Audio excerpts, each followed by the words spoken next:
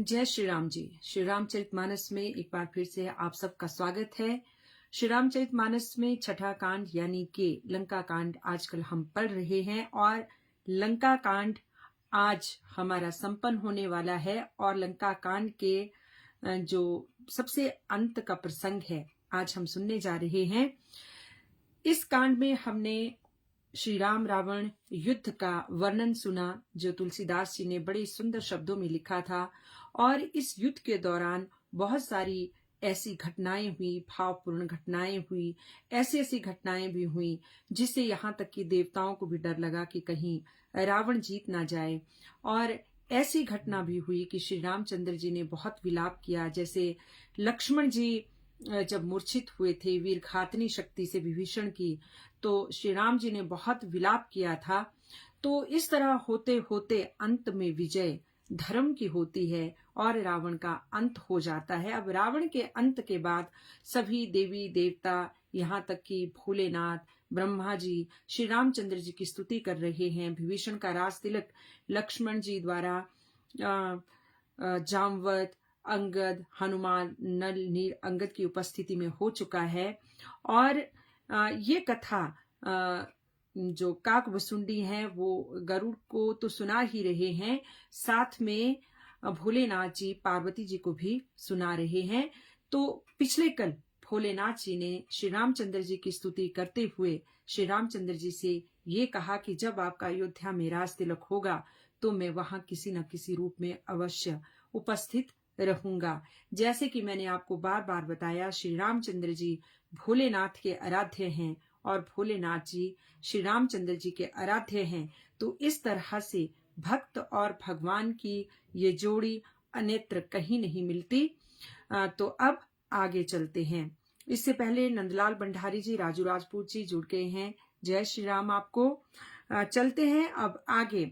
जब पिछले प्रसंग में हमने पढ़ा कि भोलेनाथ जी ने श्री रामचंद्र जी की खूब स्तुति की और उन्हें ये कहा कि जब अयोध्या में उनका राज तिलक होगा तो वहां पे अवश्य उपस्थित होंगे। अब आगे बढ़ते हैं।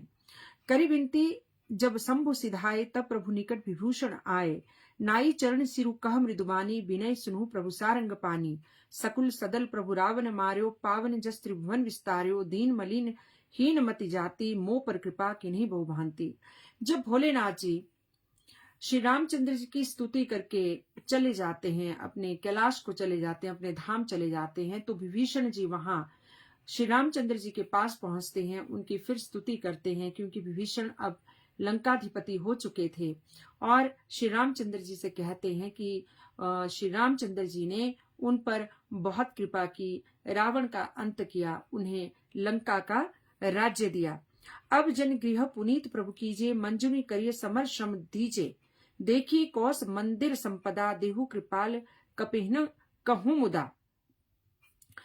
और अब विभीषण कहते हैं कि अब अपने दास के इस घर को पवित्र कीजिए, स्नान कीजिए, अपनी थकान दूर कीजिए। ये सारा धन संपत्ति खजाना आप ही का है, आप जिसे भी चाहे भेंट कीजिए, चाहे वानर भालुओं को भेंट कीजिए, चाहे मैं सब आपको भेंट कर देता हूँ। सविधिनाथ मोहि अपनाई, पुनि मोहि सहित अहुतपुर जाई, सुनत वचन मृदु दीन दयाला, सजल भय दो नयन विशाला। तो अब विभीषण फिर कहते हैं कि हे नाथ, मुझे सब प्रकार से अपना लीजिए, मुझे अपने साथ अयोध्या ले चलिए। विभीषण के कोमल वचन सुनकर दीन दयाल प्रभु के दोनों नेत्र जो हैं वो अश्रुओं से भर जाते हैं। भगवान भक्त की भक्ति पर सजल हो ही जाते हैं नेत्रों से, जिस तरह की कोई भी अनुकंपा करते हैं, जिस तरह से कोई भी उनकी साधना करते हैं, भक्ति करते हैं। अंकुर राजपूत जी, अनुज शर्मा जी, जय श्री राम, स्वागत श्री रामचरितमानस में आपका। तोर कोस गृह मोर, सब सत्य वचन सुनु भ्रात, भरत दशा सुमृत मोहि, निमिष कल्प समजात, तापस वेश गात कृष जपत निरंतर मोहि, देखो बेगी सो जतनु करु सखा निहोर हूं तोहि, बीते अवधि जाऊं जो जियत न पाऊं वीर, सुमृत अनुज प्रीति प्रभु पुनि पुनि पुलक शरीर। जब विभीषण श्री रामचंद्र जी से अनुग्रह करते हैं कि वो लंका पधारिए, महल पे पधारे, स्नान करें, सुंदर वस्त्र पहने, विश्राम करें। तो श्री रामचंद्र जी अब क्या कहते हैं? अब उनका प्रयोजन पूरा हो चुका था, रावण वध हो चुका था, असुरों का वध हो चुका था, सीता जी उनके साथ थी, 14 वर्ष का वनवास भी लगभग पूरा हो चुका है। तो अब ये केवल श्री राम रावण युद्ध ही नहीं चला है, एक बहुत बड़ा युद्ध चला है भरत के मन में। वहां नंदीग्राम में, अयोध्या के बाहर 14 वर्ष तक जिस भरत ने राज सिंहासन पे अपना पैर नहीं रखा, श्री रामचंद्र जी की खड़ाऊ रखी और उन्हीं के खड़ाऊ के आदेशानुसार उन्हीं को अपना राजा मानकर नंदीग्राम से उन खड़ाऊ की सेवा करते हुए 14 वर्ष उन्होंने बिताए। और श्री रामचंद्र जी से जब वो पंचवटी पहुंचे थे, जहां श्री रामचंद्र जी और भरत मिलाप हुआ था, तो उनसे ये वचन लिए थे कि 14 वर्ष होते हुए अगर 1 मिनट भी आप अयोध्या नहीं पहुंचे तो भरत अपनी चिता जला लेगा। और उसके लिए भरत ने पहले से ही अपनी चिता तैयार रखी थी कि अगर श्री रामचंद्र जी किसी भी एन केन प्रकारेण, किसी भी कारण अगर अयोध्या 14 वर्ष का वनवास करके वापस नहीं पहुंचते हैं तो वो अग्निदाह कर लेंगे। तो श्री रामचंद्र जी को भरत के वचन याद थे। आज सब कुछ बढ़िया है, सब ठीक हो गया और उत्सव मनाने का समय है। रावण का अंत हो गया, मेघनाद का, कुंभकर्ण का, मारीच का, कालनेमी का, बड़े बड़े असुरों का। लेकिन श्री रामचंद्र जी विभीषण से कहते हैं कि विश्राम का समय नहीं है भ्राता विभीषण। देखिए, विभीषण को भ्राता कहते हैं, इतना बड़ा हृदय श्री रामचंद्र जी का है। लंका उन्होंने जीती, चाहते तो वो लंका का राज्य स्वयं ले सकते थे या लंका का राजा लक्ष्मण को बना सकते थे, लेकिन जब विभीषण उनकी शरण में आए थे तो श्री रामचंद्र जी ने उसी समय विभीषण को लंकेश कह के पुकारा था। और हालांकि कहते हैं कि लक्ष्मण ने श्री रामचंद्र जी से ये भी कहा था कि अगर कहीं ये हो जाता कि लंका जीत ना पाते, रावण को जीत ना पाते, तो फिर विभीषण को क्या देते। तो श्री रामचंद्र जी ने लक्ष्मण से कहा था, तो क्या हुआ लक्ष्मण, कि 14 वर्ष के वनवास के बाद वैसे भी अयोध्या का राज्य मुझे मिलना ही है। अगर मैं लंका का राजा उसे नहीं बना पाता तो मैं अयोध्या का राज्य विभीषण को दे देता। तो श्री रामचंद्र जी के जो विशाल हृदय है उसकी कल्पना भी आज आम मनुष्य नहीं कर सकता है। अनीता बंसल जी, डिम्पल कौशल जी, कंचन जी, जय श्री राम, स्वागत श्री रामचरितमानस में। तो अब श्री रामचंद्र जी विभीषण से कहते हैं कि विभीषण भ्राता, कि मुझे अब जल्दी से अयोध्या पहुंचना है, क्योंकि भरत वहां मेरी प्रतीक्षा में बैठा है, तिल तिल भरत तड़प रहा है, और अगर मैं 14 वर्ष होते ही अयोध्या नहीं पहुंचा तो कुछ अनहोनी कर बैठेगा। ऐसा मेरा भरत के प्रति विश्वास है, ऐसी आस्था है। मुझे शीघ्रता अति शीघ्र अब अयोध्या पहुंचना होगा। करेउ कलप भरी राजू तुम्हि, मोहि सुमरेहु मन माही, पुनि मम धाम पायु जहां संत जब जाही। विभीषण से कहते हैं कि अब आप हमेशा हमेशा के लिए इस लंका के राजा हो, अनेकों कल्पों तक राज्य कीजिए और अंत में मेरे धाम को आप प्राप्त होंगे, वैसे ही जैसे ऋषि मुनि संत मेरे धाम को प्राप्त होते हैं। सुनत विभीषण वचन राम के, हर्षि गहे पद कृपा धाम के, बानर भालू सकल हर्षाने, गही प्रभु पद गुण विमल बखाने। बहुरी विभीषण भवन सिधायो, मणिगण बसन विमान भरायो, ले पुष्पक प्रभु आगे राखा, हंसी करी कृपा सिंधु तब भाषा। अब विभीषण श्री रामचंद्र जी के वचन सुनकर उनकी फिर स्तुति करते हैं और वो लंका जाते हैं, अपने महल को जाते हैं। उनके पास जो पुष्पक विमान था उसे हीरे मोती जवाहरात सोने चांदी से भरकर उस पुष्पक विमान के साथ वहां पहुंचते हैं जहां श्री रामचंद्र जी विराजित थे। चढ़ी विमान सुन सखा विभीषण, गगन जाई वर्षहु पट भूषण, नभ पर जाई विभीषण तभी, वर्षि दिए मनि अंबर सभी। श्री रामचंद्र जी जब देखते हैं कि विभीषण भेंट के लिए पूरा पुष्पक विमान हीरे मोती जवाहरात रत्नों से भर के ले आते हैं तो हंसते हैं और विभीषण से कहते हैं कि इस पुष्पक विमान के साथ आकाश में जाइए और वहां से जितने भी वानर भालू हैं उनके ऊपर इनकी वर्षा कीजिए, जिसको जो चाहिए होगा वो स्वयं ही ले लेगा। जोई जोई मन भावे सोई लेही, मणिमुख मेली डारी कपि देही, हंसे राम श्री अनु समेता परम कौतुक कृपा निकेता। तो श्री रामचंद्र जी की ये बात सुनकर विभीषण वही करते हैं और थोड़ी ऊपर पुष्पक विमान ले जाते हैं, वहां से हीरे मोती रत्नों की वो बारिश करते हैं। तो भालू वानर जितने भी थे, कईयों ने उन्हें खाने की वस्तु समझा, मुंह में डाला, लेकिन खाने की वस्तु नहीं लगी तो मुंह से निगल दिया। कईयों ने उन्हें धारण कर लिया, कईयों ने पहन लिया। मुनि जेहि ध्यान न पावही, नेति नेति कह वेद, कृपा सिंधु सोई कपिन सन करत अनेक विनोद।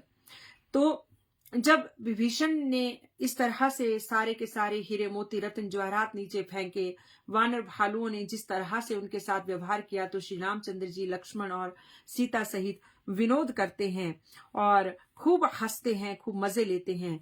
उमा जोग जप दान तप नाना मख मृत नेम, राम कृपा नहीं करही तसी जसी निश केवल प्रेम। तो भोलेनाथ पार्वती से कहते हैं कि पार्वती कि अनेकों प्रकार के योग जप दान तप यज्ञ व्रत नियम करने पर भी श्री रामचंद्र जी वैसी कृपा नहीं करते जैसी कृपा वो अपने भक्तों पे करते हैं, उनसे स्नेह करने वालों पे करते हैं। तो इससे हम ये भी सीखते हैं कि श्री रामचंद्र जी ने रावण वध कर लिया था, तो लंका उनकी थी। लंका भी कोई साधारण लंका नहीं, स्वर्ण लंका, सोने की लंका, लेकिन उनके मन में तनिक भी लालच नहीं था। विभीषण को लंकेश कहा था तो सब कुछ मिलने के बावजूद भी सब कुछ विभीषण को दे दिया। और राज तिलक के बाद विभीषण अपना सर्वस्व श्री रामचंद्र जी को देने के लिए तैयार था, लेकिन श्री रामचंद्र जी ने नहीं लिया।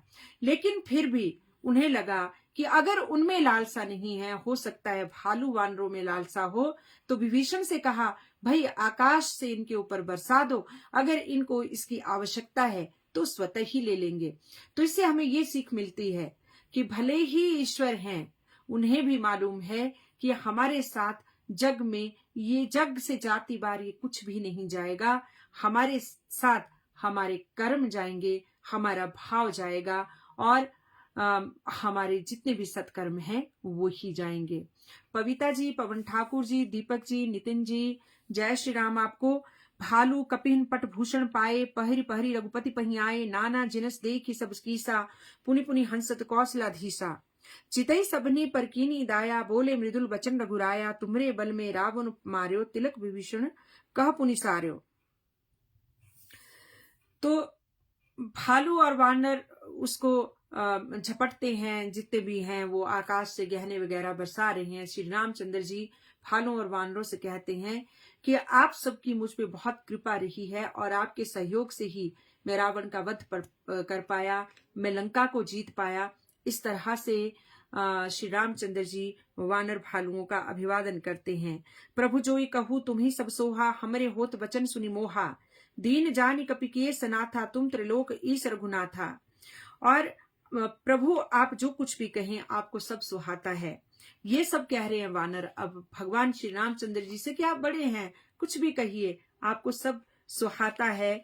और आपके वचन सुनकर हम मोहित हो जाते हैं और हम वानरों को दीन जानकर ही आपने हम पर कृपा की है।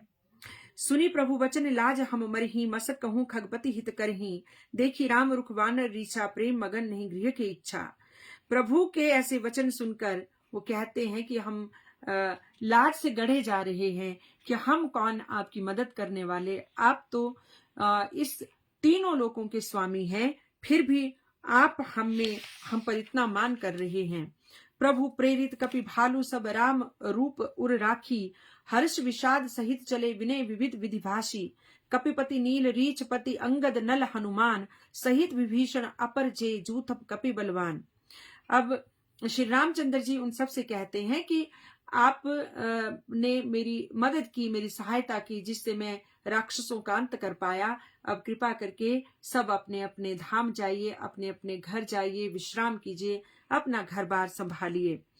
तो प्रभु की प्रेरणा से वो सब प्रभु को हृदय में रखकर अपने घर को चले। केवल नल, नील, रीछपति, अंगद और हनुमान जी श्री रामचंद्र जी के साथ रहे। कहीं न सकहीं कछु प्रेम बस भरी भरी लोचन बारी, सन्मुख चित वहीं राम तन नयन निमेष निवारी। अब वो कुछ कह नहीं पाते हैं।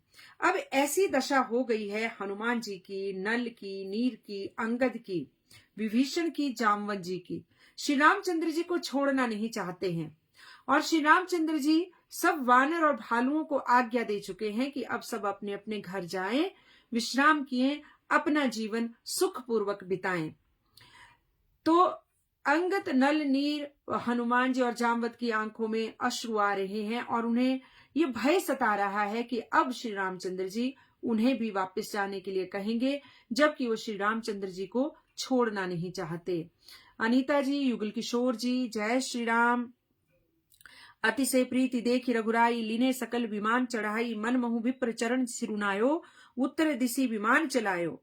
चलत विमान कोलाहल होई, जय रघुबीर कहू सब कोई, सिंहासन अति उच्च मनोहर, श्री समेत प्रभु बैठे त पर। अब उनके सजल नेत्रों को देखकर श्री रामचंद्र जी उनकी बात समझ जाते हैं। विभीषण जहां पुष्पक विमान लाया, पुष्पक विमान श्री रामचंद्र जी के चरणों में अर्पित किया था कि अब आप पैदल नहीं जाएंगे, अब आप इस विमान में बैठ के शीघ्र अयोध्या पहुंचिए, भरत से मिलिए और अपना राजकाज संभालिए। तो श्री रामचंद्र जी नल, नीर, अंगद, विभीषण, जामवंत और हनुमान जी को भी अपने साथ पुष्पक विमान पे चढ़ा लेते हैं। लिखा है चलत विमान कोलाहल होई, यानी कि विमान जब चला पुष्पक तो बहुत शोर हुआ। अब देखिए, हम आज के जमाने में इतनी बड़ी बड़ी बातें करते हैं, कई तरह के जहाज हैं, युद्धपोत हैं और कोई सुखोई है और अभी आजकल युद्ध जो चले हैं, हम कई तरह के उपकरणों का, कई तरह के जहाजों के नाम सुन रहे हैं।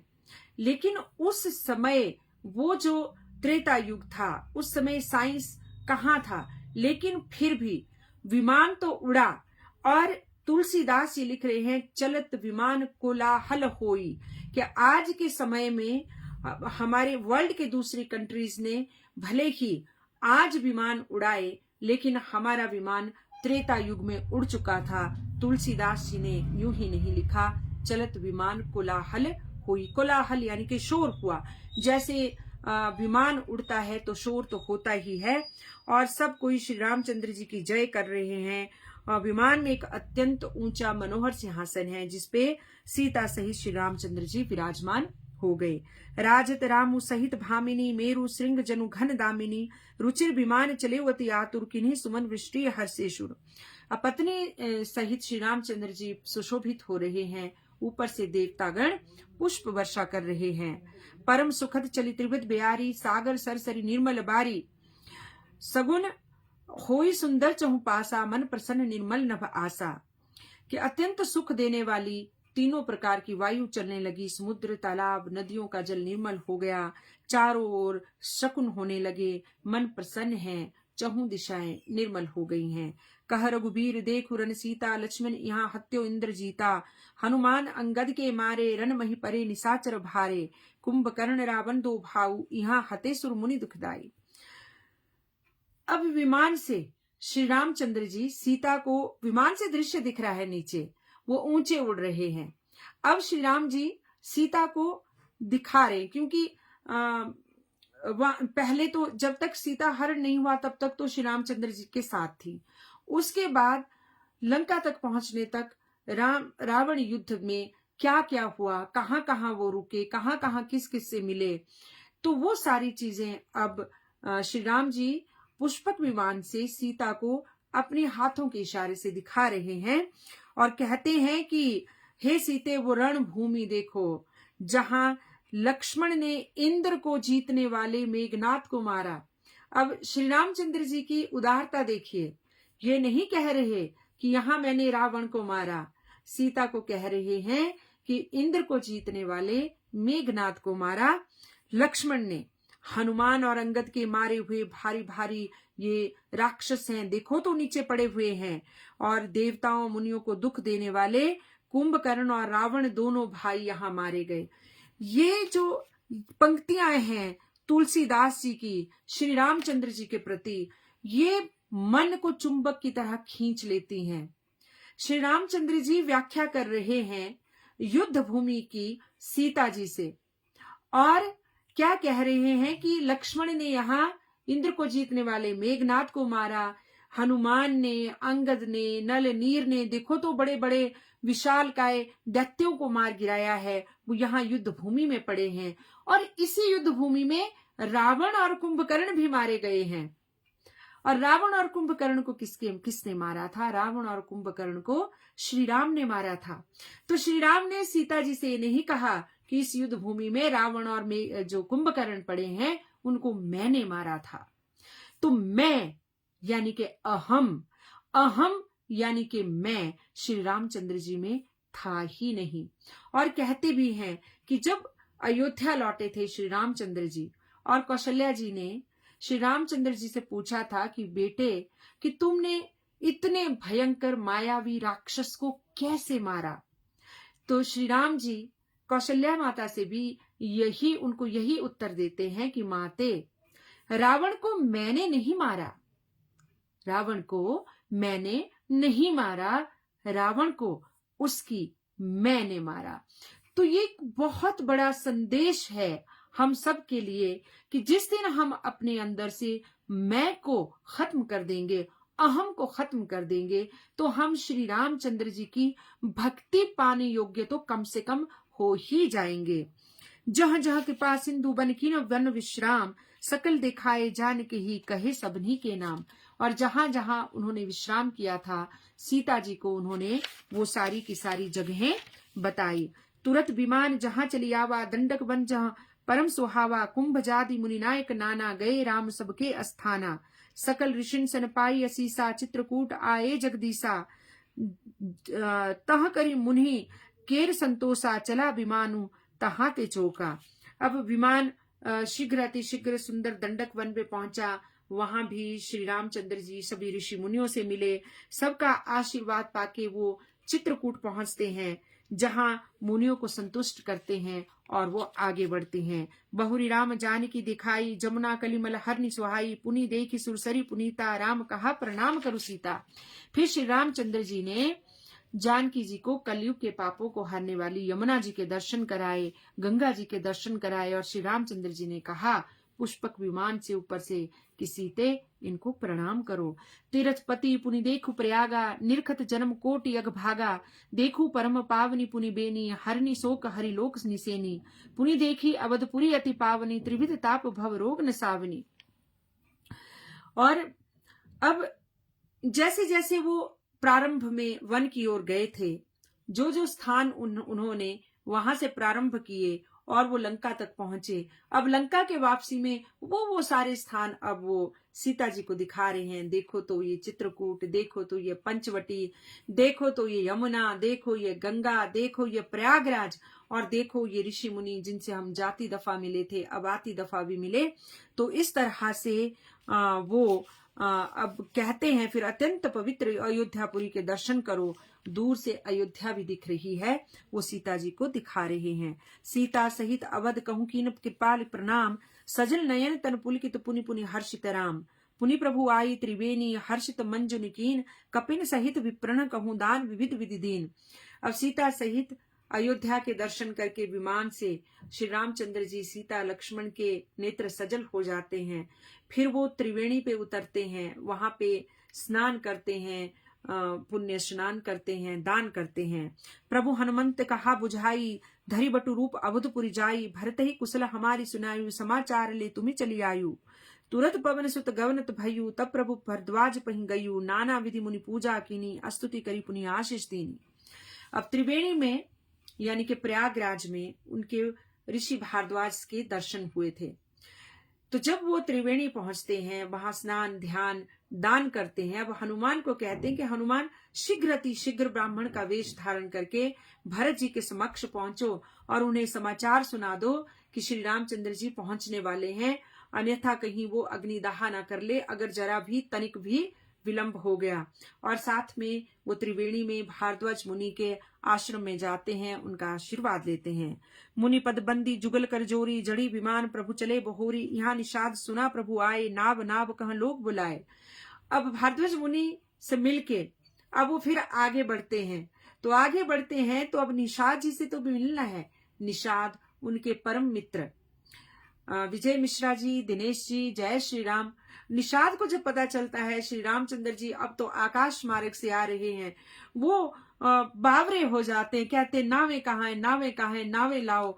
उन्हें ऐसा लगा कि पुष्पक विमान से शायद वो नदी के पार उतर जाएंगे, तो नावों से इधर लाना है, जबकि पुष्पक विमान तो सीधे उड़ के अयोध्या ही पहुंचना था। सुरसुरी नाग ही जान तब आयो, उतरी उतट प्रभु आयु सिपायो, तब सीता पूजी सुरसरी, बहु प्रकार पुनि चरणी परी। इतने में विमान जी गंगा को ही लांघ के आ गया। जितने में निषाद जी कह रहे कि कहाँ है नावे, कहाँ है नावे, तो विमान तो गंगा को लांघ के आ गया। वहां उतरे, सीता जी ने गंगा की पूजा की, अर्चना की, उनको प्रणाम किया, क्योंकि जाती दफा भी सीता जी ने गंगा जी से उनका आशीर्वाद लिया था कि माई जब हम सकुशल 14 वर्ष के वनवास के बाद मैं अपने पति और अपने देवर के साथ सकुशल पहुंचूंगी तो मैं तुम्हारे पुनः दर्शन करूंगी, तुम्हारी पुनः पूजा करूंगी। तो उन्होंने अपना ये वचन पूरा किया। दिने असीस हर्षि मन गंगा, सुंदरी तब अहिवात अभंगा, सुनत गुहा धायु प्रेमाकुल, आयु निकट परम सुख संकुल। गंगा जी ने हर्षित होके उन्हें आशीर्वाद दिया सीता जी को कि सुंदरी आपका सुहाग अचल हो। भगवान के तट पे उतरने की बात सुनकर उधर निषाद जी दौड़े चले आए, उनके चरणों में दंडवत पड़ गए, उनसे रहा नहीं गया। प्रभु सहित बिलो की विदेही, परिउ अवनी तन सुधि नहीं तेही, प्रीति परम बिलो की रघुराई, हर्षि उठाई लियो उरलाई। श्री रामचंद्र जी के साथ सीता को देखकर भाव विहल हो जाता है, क्योंकि ये समाचार सब जगह फैल गया था कि सीता जी का हरण हो गया है, दैत्यराज रावण उनको हर के ले गया है।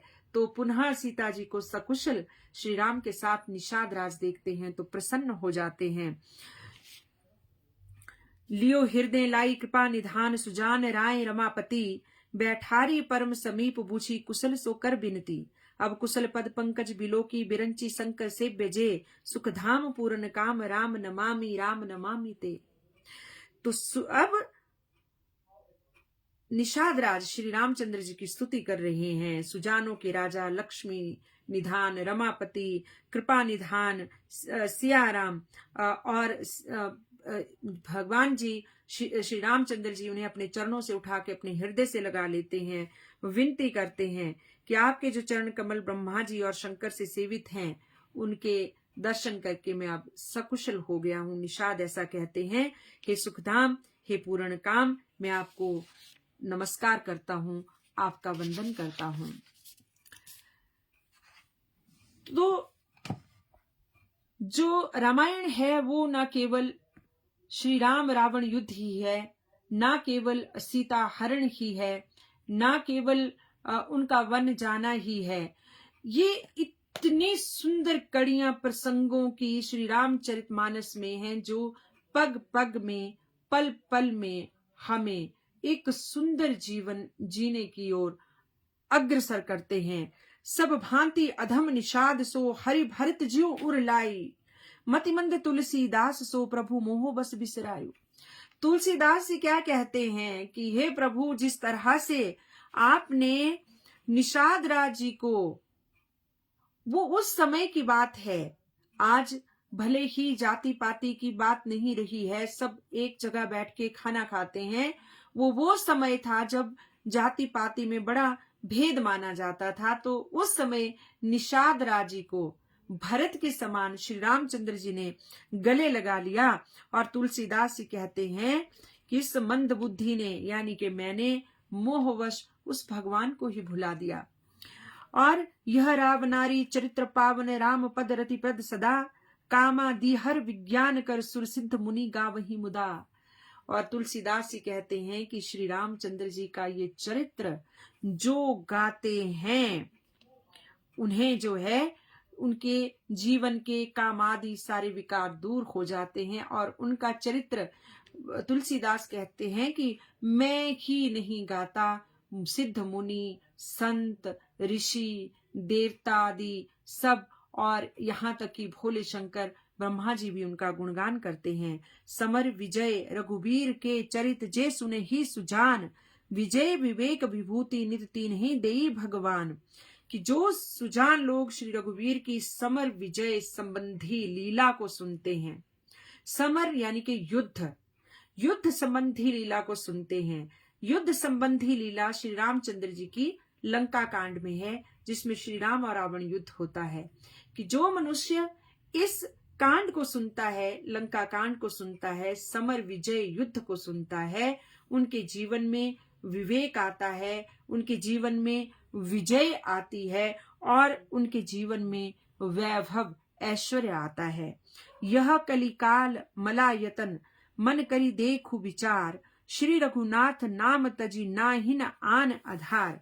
कि अरे मन, तुलसीदास कहते हैं कि अरे मन विचार कर, विचार कर कि यह कलिकाल पापों का घर है, इसमें श्री रघुनाथ जी के नाम को छोड़कर इस कलयुग को पार करने का और कोई भी आधार नहीं है।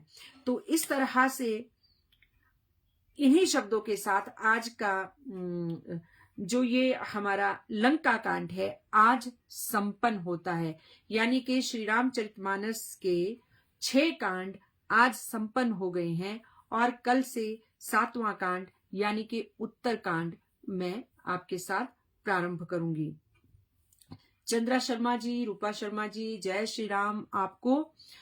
तो इस तरह से हमने आज के इस प्रसंग में भी यही सीखा कि श्री रामचंद्र जी ने भले ही लंका को जीत लिया, लेकिन लंका के ऐश्वर्य के प्रति, लंका के राज्य के प्रति उनका तनिक भी लोभ नहीं था और वो सब कुछ लंका को, विभीषण को उसका राजा बनाकर तिनके की तरह उस सारी धन दौलत ऐश्वर्य को छोड़कर अपनी अयोध्या वापस लौट जाते हैं।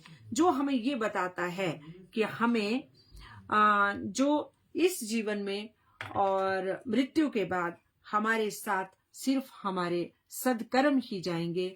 और ये हमें ये भी सिखाता है कि हमारा हृदय जो है वो उदार होना चाहिए, क्योंकि जो उदार हृदय होता है उसके मन में विषाद रह ही नहीं सकता, क्योंकि उसने उदार हृदय से दान किया, उदार हृदय से पुण्य किया, उदार हृदय से क्षमा कर दिया।